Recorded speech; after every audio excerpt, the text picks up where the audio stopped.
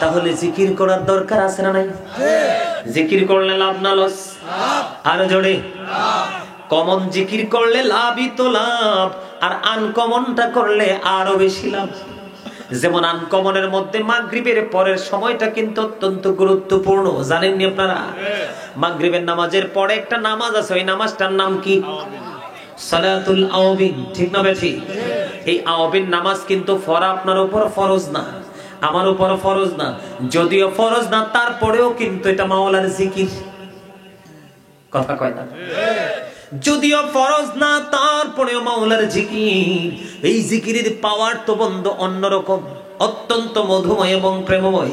মাগরিবের নামাজের পরে কোনো ব্যক্তি যদি পুরুষ হোক বা নারী হোক, যুবক হোক বা যুবতী হোক, মাগরিবের নামাজের পরে যদি বন্ধু কেউ 6 রাকাত তাওবিন নামাজ পড়ে, কয় রাকাত? 6 রাকাত তাওবিন নামাজ যদি কেউ পড়ে রে, ও বন্ধু, প্রয়োজন ছাড়া কোনো কথা বলিও না। প্রয়োজন হলে বলতে পারবে, অপ্রয়োজনীয় কোনো কথা বলিও না।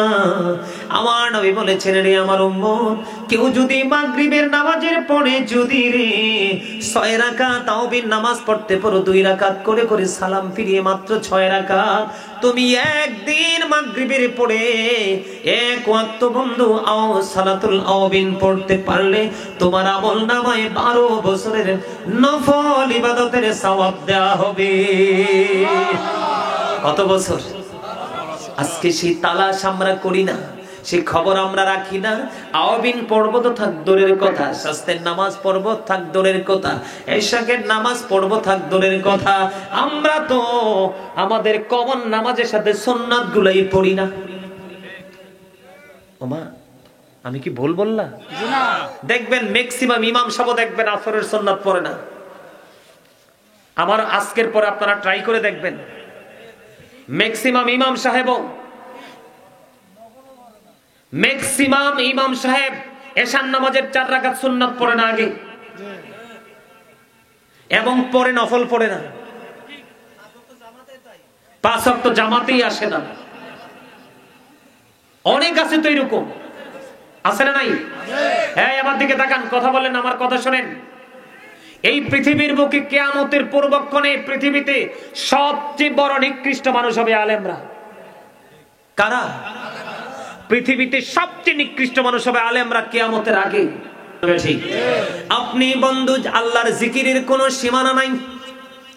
তারপরে বলছি, যেমন নামাজটা হলো আল্লাহর জিকির, এটা হলো আল্লাহর জিকিরের জলসা।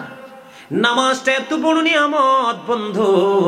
ঈসা রুহুল্লাহ একদিন এক রাস্তা দিয়ে হেঁটে যাচ্ছেন, হঠাৎ করে তিনি দেখতে পাইলেন একটা পাখির অদ্ভুত আচরণ। তিনি দেখতে পাইলেন একটা পাখি, তিনি দেখতে পাইলেন তার শরীরটাকে ধুলাবালির মধ্যে নিজে নিজে ময়লা করতেছে, এবং ময়লা করার পরে পাশে বন্ধু জলাশয়, একটা পানির পুকুর বলতে পারেন, খাল নালা বলতে পারেন, ওখানে গিয়ে সেই পাখিটা তার শরীরটাকে ধৌত করে দিচ্ছে।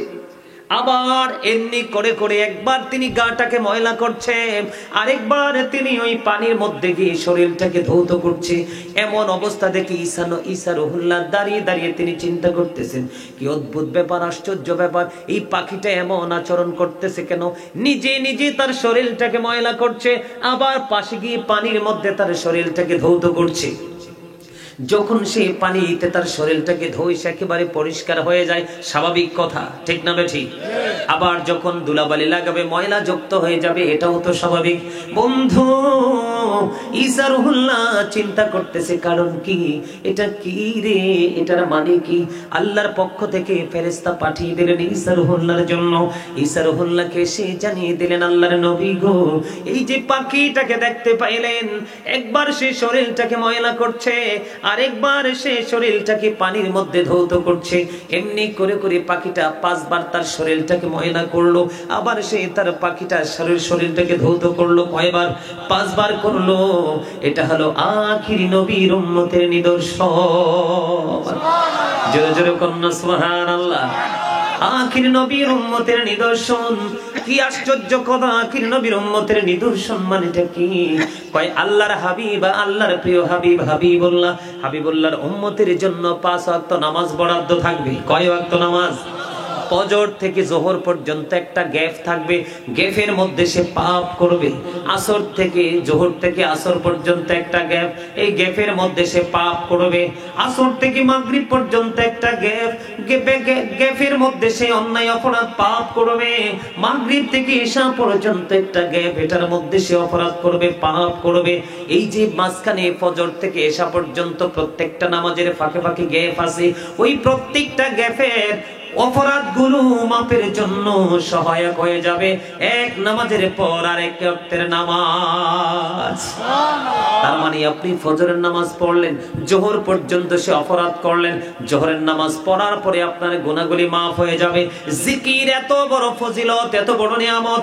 আল্লাহর হাবিব সরকারে মদিনা তিনি বলেছেন, আসসালাতুল খামস, পাঁচ ওয়াক্ত নামাজ, ওয়াল জুমআতু ইলাল জুমআ ওয়া রমাদানু ইলা রমাদান মুকাফফিরাতুল লিমা বাইনাহুন্না ইযা তুনিবাতিল কবাইর।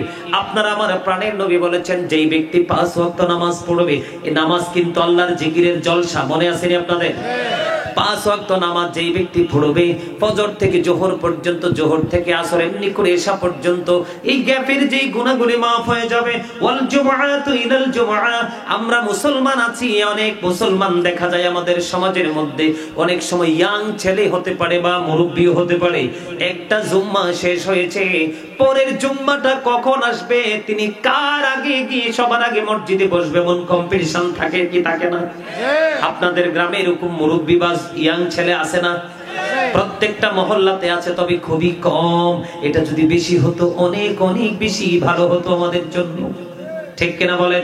বলো হুজুর কেমন ভালো হতো?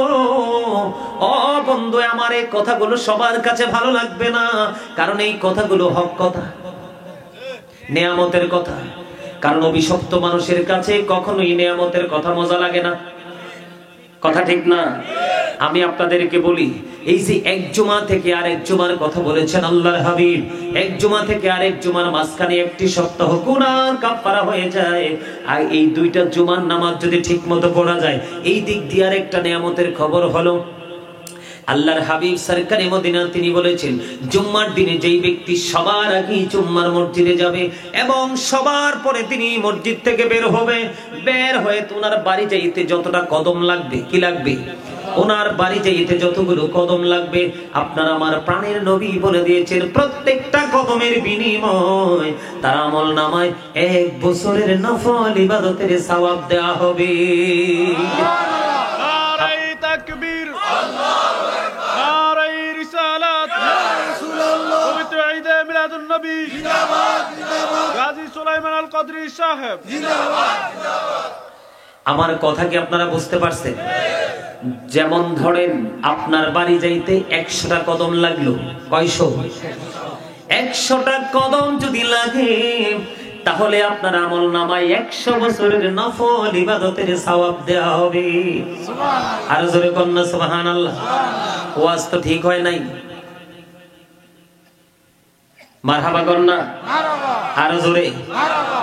1 কদমের বিনিময়ে যদি 1 বছরের নফল ইবাদতের সওয়াব দেওয়া হয়, কত বছর? কত বছর? তার মানে আপনি এই একটা কদম এখানে দিলেন আর একটা কদম এখানে দিলেন, 1 বছরের নফল ইবাদতের সওয়াব কত? তাহলে আপনার যদি 100টা লাগে, আপনি তো 100 বছর বাঁচবেনও না। এখনকার মানুষ কি 100 বছর বাঁচেনি? বন্ধু আখির নবীর উম্মত কত দামি, 100 বছর তার হায়াত নাই, কিন্তু বন্ধু একটা জুমায় রাসূলের অর্ডার মেনে আমল করার কারণে প্রত্যেকটা কদমে কদমে 1 বছরের নফল ইবাদতের সওয়াব। এটা শুধুমাত্র আখির নবীর উম্মত হওয়ার কারণে এবং নবীজির ওয়াদাটা মানার কারণে তো দামি। জোরে জোরে কন্না সুবহানাল্লাহ। যেই ব্যক্তি একেবারে সবার আগে গিয়ে সামনের কাতারে বসবে, আল্লাহ রাব্বুল আলামিন খুশি হয়ে তার আমল নামায় একটা ওট কুরবানির সওয়াব দিবে। ওট বাংলাদেশের মানুষ স্বপ্নে দেখেনি। আরো জোরে কন, বাংলাদেশের মানুষ ওট স্বপ্নে দেখে? কথা বলেন না কেন? স্বপ্নেও তো দেখা সম্ভব নয়, কিন্তু যদিও আপনি চর্মচক্ষু দ্বারা যদি আপনি স্বপ্নেও দেখেন না, কিন্তু আপনার আমল নামায় একটা ওট কুরবানির সওয়াব। বলো হুজুর এত দাম কেন, এত মর্যাদা কেন আমাদের? আমাদের মর্যাদা হলো এই কারণে আমরা আখির নবীর উম্মত। কারণ আল্লাহ রাব্বুল আলামিন যার নাম নিজে রেখেছেন হাবিবুল্লাহ, আল্লাহ বলেছেন লাউলা কালামা আজহারতু রাববিয়াতি, আমি যদি আমার বন্ধু মুহাম্মদকে না পাঠাইতাম, আমি যদি আমার বন্ধু আমার হাবিব বন্ধু, আমি যদি আখির নবী আপনার আমার প্রিয় নবীকে আল্লাহ রাব্বুল আলামিন বলতেছে আমি আমার হাবিবকে না পাঠালে আমি প্রভুর প্রভুত্বের খবর কেউ জানতো না। সুবহানাল্লাহ, জোরে জোরে কন্না সুবহানাল্লাহ। লাউলা কালামা খলাকতুল আফলাক, আমি যদি আপনাকে সৃষ্টি না করতাম তাহলে কোনো কিছুই সৃষ্টি করতাম না। রাসূল বলতেছেন I am from the light of Allah and everything has been created from my light. রাসূল বলতেছেন আমি হলাম আল্লাহর নূর থেকে, সৃষ্টির প্রত্যেকটা বস্তু আমি নবীর নূর মোবারক থেকে। জোরে জোরে কন্না সুবহানাল্লাহ। বন্ধু যেটা বলতে চেয়েছি, আপনি যদি শুধু নবীজির কথা মানতে পারেন, শুক্রবার দিন জুমার দিনে সবচেয়ে বেশি উত্তম রূপে গোসল করতে পারেন, সবচেয়ে সুন্দর জামা পরতে পারেন, সবচেয়ে উত্তম যে সুগন্ধি যদি আপনি লাগাইতে পারেন, সবার আগে যদি আপনি মসজিদের দিকে রওনা হতে পারেন আর মসজিদে গিয়ে সামনের কাতারে বসতে পারেন, একদিকে আপনার আমল নামায় একটা উট কুরবানির সওয়াব দেওয়া হবে। দ্বিতীয়ত হলো আপনি সবার পরে বের হয়েছেন, আল্লাহ রাব্বুল আলামিন খুশি হয়ে গেল, রাসূলের অর্ডারটাকে আপনি মান্য করেছেন। এই জন্য আল্লাহ বলতেছেন হাবিব আপনার উম্মতের জন্য স্পেশাল ব্যবস্থা, তার বাড়ি যাইতে যতটা কদম লাগবে প্রত্যেকটা কদমের বিনিময়ে আমি 1 বছরের নফল ইবাদতের সওয়াব দিব। জোরে জোরে কন্না সুবহানাল্লাহ। এটা কি জিকিরের ফজিলত কিনা বলেন? আর জোরে বুঝেন না আপনারা? আরো জোরে কন্না। বন্ধুরে আমার, আল্লাহর হাবিব বলেছেন রমাদান ইলা রমাদান, তার মানে হলো একটা রমজান থেকে আরেকটা রমজান। হাদিস শরীফটা পুরোটা ব্যাখ্যা করে দিচ্ছি আপনাদেরকে। এক রমজান মাস থেকে আরেকটা রমজান মাস, আপনারা 365 দিন বা 360 দিন, 1 বছর। আমার দিকে তাকান, ওয়াজ বুঝে নেন। ধরেন এই বছরে আমি 30 দিনে একটা মাস রোজা রাখলাম, এর পরের বছর আবার আসলো 30 দিন, কয় দিন চলে গেল? 60 দিন চলে গেল। কতদিন? 60 দিন চলে গেল। আরো অবশিষ্ট আছে কতদিন? 300 দিন। কতদিন? আপনারা তো ওয়াজে মন নাই। কত? এখানে ওয়াজ মন দিয়ে শুনলেও বিরানি পাবেন, ওয়াজটা মন দিয়ে না শুনলেও বিরানি পাবেন। যেহেতু বইসেই গেছেন, একটু মন দিয়ে শুনেন, কাজে লাগবে। ভুল কইছি? হ্যাঁ, এই বছরে 30 দিন, এই মাথায় 30 দিন, ওই মাথায় 30 দিন, 60 দিন চলে গেল রোজার মধ্যে। আরো বাকি আছে বন্ধু 300টি দিন। এই 300 দিনে মানুষ গুনাহ করে কি করে না? আল্লাহর হাবিব বলে দিয়েছেন এই রোজা এবং ওই রোজা মাঝখানে 300 দিনের গুনাহের কাফারা হয়ে যাবে যদি যথাযথভাবে তোমরা রোজাগুলো রাখতে পারো। তবে শর্ত হলো কবিরা গুনাহ থেকে বেঁচে থাকতে হবে। জেনে বুঝে কবিরা গুনাহ করা যাবে না। তাহলে তুমি 5 ওয়াক্ত নামাজ তোমার কাজে লাগবে, এক জুমা থেকে আরেক জুমাও কাজে লাগবে, এক রমজান থেকে আরেক রমজানও কাজে লাগবে। আর মৃত্যু হবে তোমার বীরের মতো, কারণ ইমানদারের মৃত্যু হলো তোহফা, উপহার। সুবহানাল্লাহ। ইমানদারের জন্য মৃত্যু কি? উপহার, উপহার, তোহফা। মারহাবা করনা, মারহাবা। আরে আরো জোরে করনা, মারহাবা, মারহাবা। তাহলে জিকির করলে লাভ না লস? আরো জোরে করনা। আল্লাহর হাবিব সরকার মদিনা তিনি বলে দিয়েছেন তোমাদের বাড়ির সামনে যদি একটা পুকুর থাকে, দৈনিক যদি 5 বার গোসল করো, তোমাদের শরীরের মধ্যে কোনো ময়লা থাকবে না। ঠিক তেমনি যদি দৈনিক 5 ওয়াক্ত নামাজ পড়ো, তাহলে তোমাদের আমল নামায় কোনো গুনাহ থাকবে না। কারণ সূরা আনকাবুতের মধ্যে আল্লাহ বলেছেন ইন্নাস সালাতা তানহা আনিল ফাহশাই ওয়াল মুনকার। তাহলে এটা জিকির কিনা বলেন? এটা নামাজের মাধ্যমে আল্লাহর জিকির, ঠিক কিনা বলেন? আরো জোরে। এটা কিসের মাধ্যমে আল্লাহর জিকির? নামাজের মাধ্যমে আল্লাহর জিকির। তবে এখনকার মানুষ যে নামাজি বলে, যদিও এইভাবে গল্প বলা উচিত না, তারপর আপনাদেরকে বোঝানোর জন্য একটু বলছি।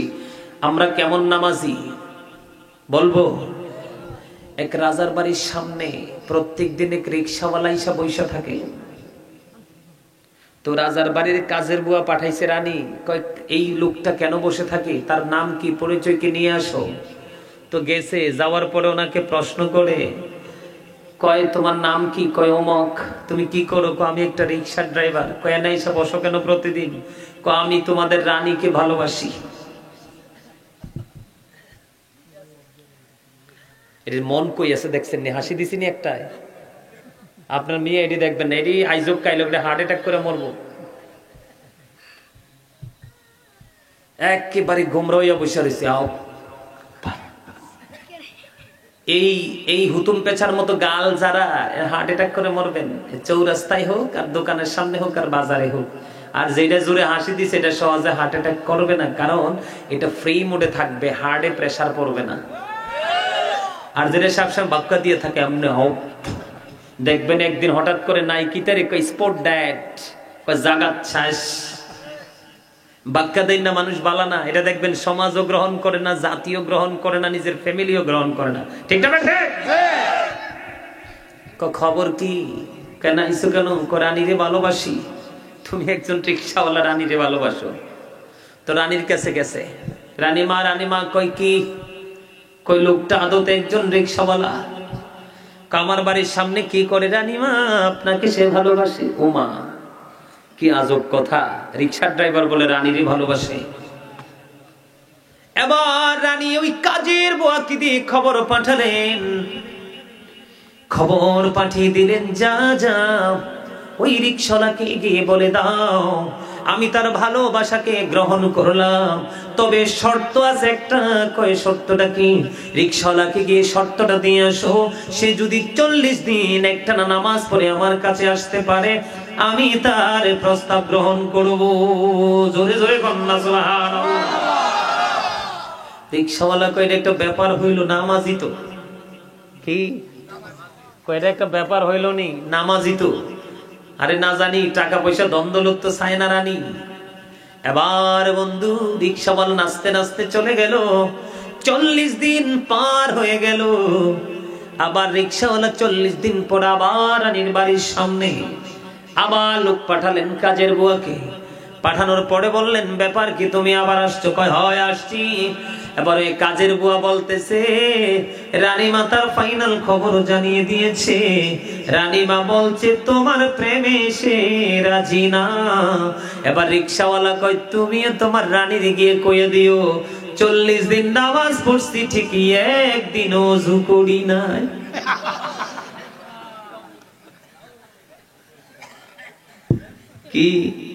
কি বুঝলে? আল্লাহর হাবিব বলেছেন, লা তুকবালু সালাতুম বিগাইরি তুহুর ওয়ালা সাদাকাতিম মিন গুরুর। আল্লাহর হাবিব বলেছেন, পবিত্রতা ছাড়া নামাজ কবুল হয় না, হালাল টাকা ছাড়া দান কবুল হয় না। রং দেখছেন, রঙের ডিব্বা তো দেখেন নাই। নামাজ খালি পড়লেই হবে না, পোশাক পবিত্র থাকতে হবে, এই দেহটা পবিত্র থাকতে হবে। ঠিক না বেঠি? অন্তর পবিত্র থাকতে হবে, সব পবিত্র থাকতে হবে, তারপরে সফলতা সম্ভব। ঠিক না বেঠি? আমার কথা বুঝে আসে কি আসে না? বন্ধুরে আমার, এবার আমার দিকে তাকান। নামাজের মতো নামাজ পড়বেন, আপনি মানুষের মতো মানুষ হবেন। আর লোক দেখানো নামাজ পড়বেন, এই নামাজ দিয়ে কোনো ফায়দা হবে না। হযরত আবু যর রাদিয়াল্লাহু তাআলা আনহু থেকে হাদিসখানা বর্ণিত। আমার নবী শীতের দিনে বের হলেন। আপনাদের এলাকায় এই সান্দিনা বোয়ারিতে আপনার শীতের দিনে গাছের পাতা ঝরেনি? ঝরে? আমি তো ভাবছি শুধু কুমিল্লাই ঝরে, সান্দিনাই পর ঝরে না? কিছুদিন পরে ঝরে যাবে না সব? তখন গাছটা শূন্য হয়ে যাবে না? জিকিরের ফজিলত বোঝানোর জন্য বলেছি বন্ধু। আমার নবী দেখলেন গাছের পাতাগুলো ঝরে একবারে গাছটা শূন্য। এবার নবীজি গাছের ডালা ধরলেন, ধরার পরে হযরত আবু যরকে ডাক দিলেন। আবু যর উত্তর দিলেন, লাব্বাইকা ইয়া রাসূলুল্লাহ, আমি হাজির গো নবী। আমার নবী বললেন, রে আবু যর, চাইয়া দেখো, শীতের কারণে শুষ্ক হয়ে গাছের পাতাগুলো ঝরে পড়ে গেছে। এই শীতের কারণে গাছের পাতাগুলো যেমনি শুষ্ক হয়ে ঝরে পড়ে যায় রে, আল্লাহর প্রিয় বান্দা নামাজের মাধ্যমে আল্লাহর জিকির করে, ঠিক না বেঠিক? আল্লাহর প্রিয় বান্দা বড় ভালোবেসে বড় মায়া করে আল্লাহর কুদরতি কদমে যখন নামাজের মাধ্যমে সেজদা দেয় রে, ও বন্ধু ওই সেজদা যখন দেয় ওই গাছের পাতার মতো তার আমলনামা থেকে জীবনের সবগুলো গুনাহ ঝরে পড়ে যায়। আরো জোরে বলেন না সুবহানাল্লাহ, আরো জোরে বলেন না সুবহানাল্লাহ।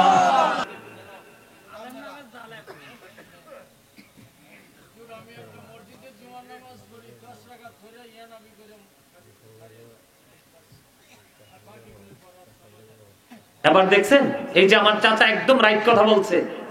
শোনেন, দাড়ি খালি দেখলে আমার দিকে তাকান, এই শুধু দাড়ি থাকলেই চলবে না, ওসা টুপি পরলেই চলবে না, লম্বা পাগড়ি লাগালেই চলবে না। আপনার এদিকে তাকান, সার্টিফিকেট থাকলেও চলবে না। অনেক সার্টিফিকেট আছে, অনেক বড় তিনি মুফতি হয়েছেন, কিন্তু তিনি সেটাকে বাস্তবায়ন করছেন না। একজন আলেম কাকে বলে? ওনার মধ্যে যতটুকু শিক্ষা আছে সেই শিক্ষা অনুযায়ী তিনি প্রত্যেকটা সময় প্রত্যেকটা জায়গাকে আমলের মাধ্যমে কি করতে চায়? কাজে লাগাতে চায়, কাজে লাগায়, ওকেই বলা হয় আলেম। আজকে সমাজ, এই দিকে তাকান, আজকে সমাজ ধ্বংস কিছু কথিত ইমাম সাহেবের কারণে। আপনারা আমার কথা এক মন? আরে মিয়া, এই সমাজের মধ্যে সুদ খেয়ে বড় লোক হয়েছে ইমাম সাহেব, সুদ করে কথায় ওঠে আর বসে। আপনি দেখবেন, আমি মিথ্যা কথা বলি না, আপনি দেখবেন একজন রিকশাওয়ালা এবং একজন সুদকুর বড় লোক একই দিনে দাওয়াত দিয়েছে, দেখবেন রিকশাওয়ালার ঘরে যাবে পরে, আগে সুদকুরের ঘরে যাবে আগে। এই ইমাম শব্দের এই বৈষম্যের কারণে, ইমাম শব্দের সচেতন আচরণ না থাকার কারণে আজকে সমাজ ধ্বংসস্তূপে পরিণত হয়েছে। প্রত্যেকটা মহল্লার ইমাম সাহেব যদি কঠোর জায়গা অবস্থান করতেন তাহলে কিন্তু সমাজ আজকে এত ধ্বংস। আরে ভাই, আপনারা তো সাধারণ মানুষ, আপনারা ভুল করবেন, এটাই স্বাভাবিক, কিন্তু আমি একজন ইমাম হিসাবে আপনাকে কখনো আদর দিই, কখনো শাসন দিই, আপনাকে কন্ট্রোল করতে হবে। আমি যখন দেখবো আপনাকে কন্ট্রোল করতে পারছি না, তখন আমি নিজে নিজেই দায়িত্ব ছেড়ে চলে যাব।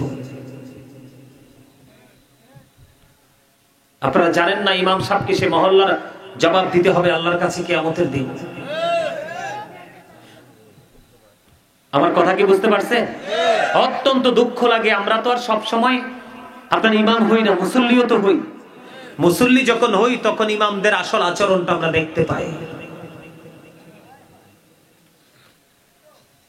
আগেকার যুগের আলেমদের মধ্যে যে নমনীয়তা ছিল, নম্রতা ছিল, ভদ্রতা ছিল, প্রেমময় আচরণ ছিল, আমলের ক্ষেত্রে ধৈর্য ছিল, এখনকে কিন্তু আপনারা পান? এখন হচ্ছে সব ডিজিটাল কায়দায় চলে। আরে ভাই, ইসলাম তো ডিজিটাল কখনোই হয় না, ইসলাম তার ধীর গতিতেই চলছে।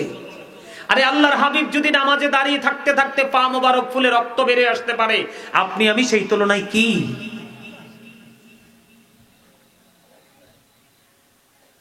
আজকে বাংলাদেশের প্রত্যেকটা জায়গা মানুষ মসজিদে, মাহফিলে, মাদ্রাসায় আসতে চায় না, কারণ আমরা আমাদের দর্শকদেরকে, শ্রোতাদেরকে আমরা অ্যাক্টিভ করতে পারছি না। এটা আমাদের ব্যর্থতা।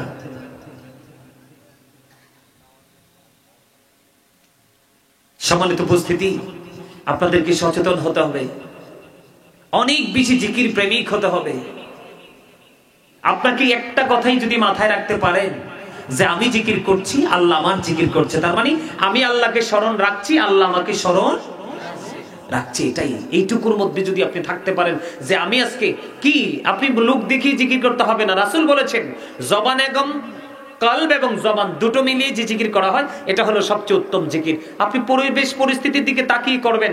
যখন দেখবেন যে মনে মনে করা দরকার মনে মনে করবেন, যখন দেখবেন পরিবেশ ভালো তখন আপনি জবান খুলে, জবান এবং অন্তর দুটো মিলিয়ে প্রাণ খুলে জিকির করবেন। যত জোরে, যত আওয়াজ দিয়ে জিকির করবেন তত বেশি শয়তান আপনার কাছ থেকে দূরে চলে যাবে, আর শয়তান যত দূরে চলে যাবে আপনি আমি ততই নিরাপদ। কারণ মানুষের ভালো কাজের ক্ষেত্রে প্রতিবন্ধকতা সৃষ্টি করেই শয়তান। কে? আর জোরে বলেন কে? এই যে আমি বললাম আপনাদেরকে, আল্লাহর হাবিব কিভাবে এক্সাম্পলটা দিয়েছে আমার দিকে তাকান। যে শীতের দিনে যেইভাবে শুষ্ক হয়ে গাছের পাতাগুলো ঝরে যায়, মানুষ যখন নামাজের মাধ্যমে আল্লাহর কুদরতি কদমে সেজদা দেয়, এটা বড় জিকির, তখন তার জীবনের গুনাহগুলো এমনি ঝরে পড়ে যায়। এটা কি সহজ মনে করছেন? আরো জোরে বলেন না সুবহানাল্লাহ। আর একটু মহাব্বতে বন্ধনে আমার, জিব্রাইল আলাইহিস সালাম একটা না 30,000 বছর নফল ইবাদত করলেন। আল্লাহ ডাক দিয়ে বললেন, জিব্রাইল আমি তো তোমাকে নফল ইবাদত করার অর্ডার দেইনি। জিব্রাইল বলবেন, আল্লাহ গো তুমি আমাকে 600 ডানা দিয়ে সৃষ্টি করেছো, এত মর্যাদা দিয়েছো, শুকরিয়া স্বরূপ 30,000 বছর নফল ইবাদত করলাম। এবার আল্লাহ রাব্বুল আলামিন ডেকে বলে, জিব্রাইল তুমি সাক্ষী থাকো, আমার হাবিবের উম্মত যদি নফল ইবাদতের মধ্যে অল্প একটু সময় কাটায়, আমি আল্লাহ কথা দিলাম রে, আমি অদ্বিতীয় জান্নাত দিয়ে তাদেরকে পুরস্কৃত করব। আজকে আমরা নফল ইবাদত করতে রাজি না, নফল নামাজ পড়তে আমরা রাজি না। আমরা শুধু সুযোগ খুঁজি কিভাবে ছোট করা যায়, কিভাবে ছোট করা যায়, কিভাবে ছোট করা যায়, ঠিক না? আজকে আপনি যেমন আল্লাহর গোলামি, আল্লাহর কাজ ছোট করে দিছেন, আল্লাহও আপনার সবকিছু ছোট করে দিছে। ওমা ভুল বললাম? আপনার সামনে এত খাবার, এমন রোগ আপনার হয়েছে ডায়াবেটিস, ইচ্ছা থাকলেও খাওয়া, এটা কি ছোট না? আপনার আমার জন্য এত সুন্দর পৃথিবী তৈরি করেছে, পৃথিবী ঠিকই আছে, কিন্তু আপনি আমি থাকতে পারি না, এটা কি ছোট না? আর বাকিগুলো আপনারা বুঝে নেবেন, সবগুলো এক্সাম্পল দিতে পারবো না। তবে জিকিরের কিছু কায়দা আছে, যেমন নামাজ আল্লাহর জিকির। এই জিকিরটা কেমন করে করবেন আমি আপনাদেরকে কন্ডিশনটা শিখিয়ে দিয়ে দিব। বন্ধুরে আমার, যখন আপনি নামাজে দাঁড়াবেন, মনে করবেন যেন ফুলচিরাতে পোলের উপর দাঁড়িয়েছেন। একটু যদি হেরফের হয়, 19-20 হয়, তাহলে আমাকে চলে যেতে হবে জাহান্নামে। তার মানে নামাজে উদাসীন হওয়া যাবে না, অত্যন্ত ধৈর্যের সাথে একাগ্র চিত্তে আপনাকে নামাজটা পড়তে হবে। আপনাকে মনে করতে হবে আমার পিছনে যেন আজরাইল, এই নামাজটা আমার জীবনের শেষ নামাজ। আপনাকে মনে করতে হবে আমার ডান দিকে জান্নাত আর আমার বাম দিকে যেন জাহান্নাম। আমি যে দাঁড়িয়েছি নামাজ পড়ার জন্য, আমার সামনেই যেন খানাই কাবা। এরকম চিন্তা নিয়ে যদি আপনি নামাজে দাঁড়াতে পারেন, যত নামাজ এমনি, যত চিন্তা নিয়ে এমনি যত নামাজ পড়বেন, তত দ্রুত আপনি আল্লাহ পর্যন্ত পৌঁছে যেতে পারবেন। জোরে জোরে কন্যা সুবহানাল্লাহ, আর জোরে বলেন সুবহানাল্লাহ। নামাজ এটা আল্লাহর জিকির, উত্তম জিকির, এর চেয়ে আর উত্তম জিকির হতেই পারে না। এই আজকে যে আমরা এখানে এসেছি, এটাও কিন্তু আল্লাহর জিকিরের একটা জলসা। সুবহানাল্লাহ বললাম, আলহামদুলিল্লাহ বললাম, আল্লাহু আকবার বললাম, আমরা যা বলেছি সব কিছুই কিন্তু জিকির, ঠিক না? সম্মানিত উপস্থিতি, আর আলোচনা করব না। মিলাদ কিয়াম করে মুনাজাত দিতে অনেক সময় লেগে যাবে। আপনারা সকলে বেশি বেশি করে মালিকের জিকির করবেন। তবে তার আগে আরেকটু কথা বলবো। বর্তমানে আমাদের সমাজের মধ্যে সুদের প্রচলনটা অনেক বেশি বেড়ে গেছে। সুদ থেকে বেঁচে থাকার চেষ্টা করবেন।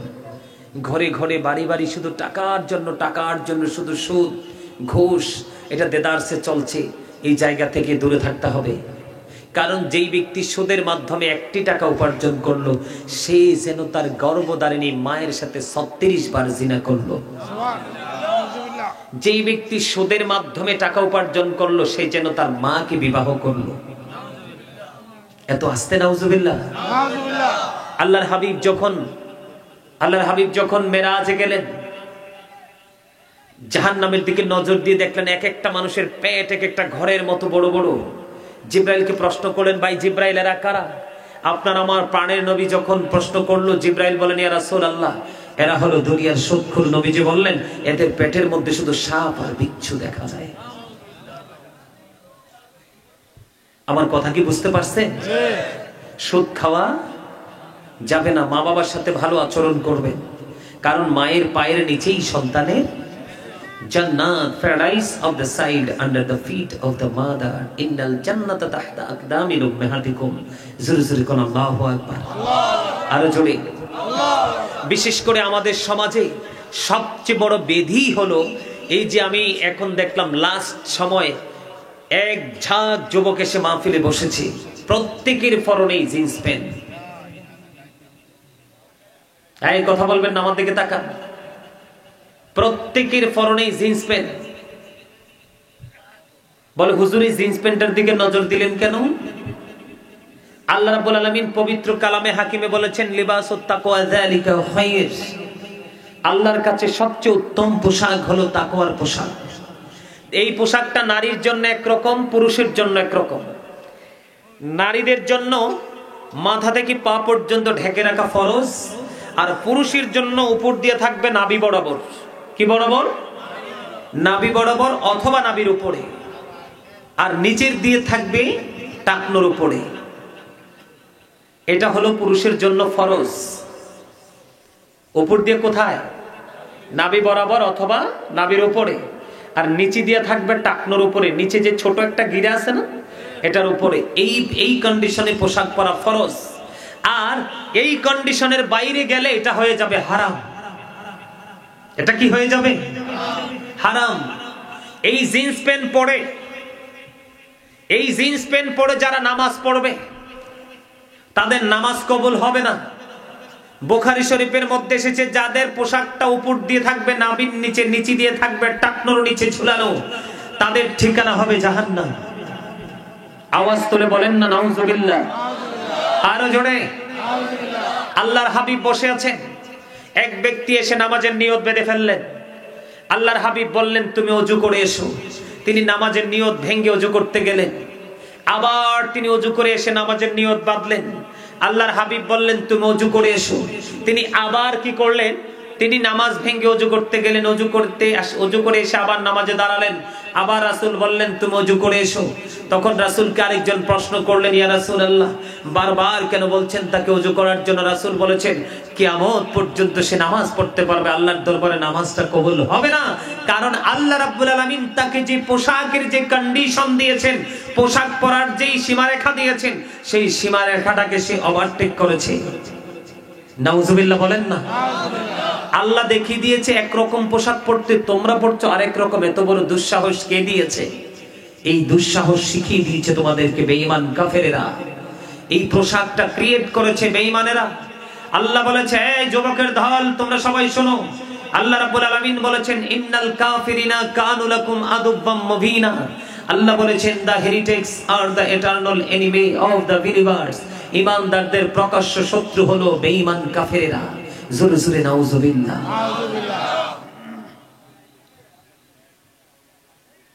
বিশেষ করে পোশাক পরে মানুষ লজ্জাস্থান ঢাকার জন্য দেখবেন যেই যুবকেরা জিন্স প্যান্ট পরে হাঁটাচলা করে, তারা হাঁটার সময় দেখবেন অনেক সময় তাদের লজ্জাস্থান দেখা যায়। বিশেষ করে নামাজে গেলে যখন তারা রুকুতে যায়, পিছনের কাতার থেকে তাদের লজ্জাস্থান একবারে প্র্যাকটিক্যালি পিছনের কাতার থেকে দেখতে পায়। কথা বলেন না কেন? আমি ভুল একটা কথা বলছি না। আমি পোশাক নিয়ে কথা বলিনি, অনলাইনে পোশাক নিয়ে আলোচনা করা আছে। যদি আপনারা বিস্তারিত জানতে চান ওখান থেকে জেনে নেবেন, শুনে নেবেন। তবে আরেকটা কথা বলি, তোমরা অনেক সময় শখ করে গলায় স্বর্ণের চেইন দাও, হাতে আংটি পরো, এটা টোটালি হারাম। আরেকটা হলো আপনারা কেউ লাল গেঞ্জি, লাল শার্ট, লাল পাঞ্জাবি কখনোই পরবেন না। পুরুষের জন্য লাল কাপড় পরা মাকরুহ তাহরিমি। আল্লাহর হাবিবকে এক ব্যক্তি দুইবার সালাম দিয়েছেন, আল্লাহর হাবিব তার সালামের জবাব দেয়নি।